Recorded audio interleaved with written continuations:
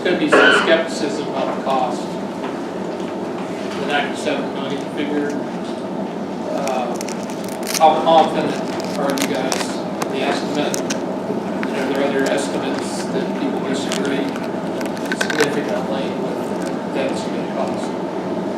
Well, everyone can address that, but if you look at what we've done over the past 4 years, we have, whenever we had our $100 million income tax cut for the middle income, Department of Finance gave us very good numbers for that. We relied upon those, and we've absorbed the same thing for the $50 million tax cut. And so these numbers have been developed by the Department of Finance. Confident in those numbers, and they're consistent with what we've done in the past. Governor, at what point did you decide, let's throw out the earlier plan to the other tax report, to 2459 plan, and say, let's go with this particular plan? What led us to that point? Yes, sir. Meeting with these gentlemen. No, that's part of the legislative process, and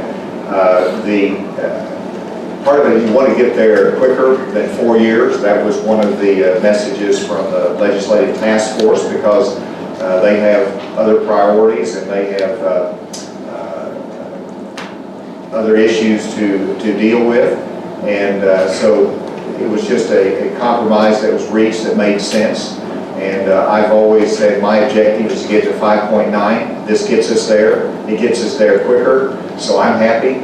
And whenever you look at the cost impact, we give up a little bit on simplification on that top bracket, but we can come back to that simplification in future years. It does give us some room to work there. Do you have any details of that simplification process in that upper bracket?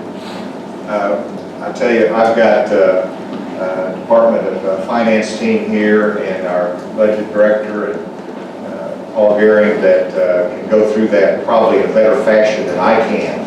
But if you have, the key difference was that on the higher income categories, you really reduce it from 192 million down to 97 million because you did not have the incremental breaks that were adjusted. And so it gives them relief on the top end by having it at 5.9%, but some of the incremental relief and changes were not made. So we still have 3 tax tables? Yes. And then will this require a 3/4 vote? Yeah, the question was, does it require a 3/4 vote? It does, because we are changing the brackets, and that's what would require that to happen. Can somebody provide math on this about how many people would pay higher rates?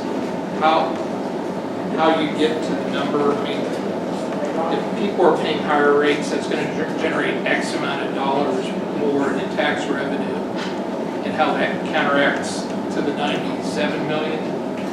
So I asked these questions about the other plan, and I never got any place. So the lower income tax table is not being adjusted in play. There is one minor adjustment to the middle income tax table, and that's to lower what is at 6% now to 5.9%. And then you have the upper bracket, or upper table, which kicks in at $8,501. In that table, the way it works is the first $2,000 is taxed at 2%. The next 4,000 is taxed at 4%, and then everything above that, so 8,000 above, is taxed at 5.9%. So that's a higher marginal tax rate than what was currently in that higher table.